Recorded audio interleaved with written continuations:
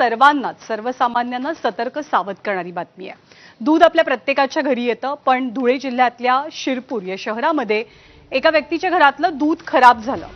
भेसळयुक्त दूध कसं आहे याचा हा व्हिडिओ आहे। शिरपूर शहरातल्या एका दूध विक्रेत्याकडनं हे दूध खरेदी केलं गेलं होतं। काही तासातच ते खराब झालं।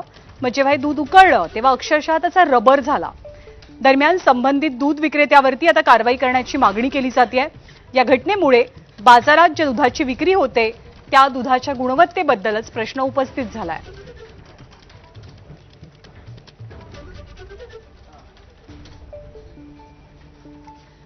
आणि या संपूर्ण प्रकरणाची गंभीर दखल घेण्यात आलेली आहे। अन्न आणि औषध प्रशासनाच्या अधिकाऱ्यांकडनं या घटनेबाबत काय सांगितलं गेलं आपण पाहूया। आज दिनांक 23 ऑक्टोबर 2025 रोजी शिरपूर शहरात एका डेअरीमध्ये दुधात भेसळ असल्याबाबतची बातमी विविध वृत्तवाहिन्यांमध्ये प्रसारित होत आहे। त्या अनुषंगाने आज संबंधित डेअरीवर जाऊन त्या दुधाचे नमुने घेण्यात येणार आहेत व त्या नमुन्यांचे अहवाल आल्यानंतर संबंधित डेअरीवरती अन्न सुरक्षा मानदंड कायदा 2006 अंतर्गत पुढील कारवाई घेण्यात येणार आहे।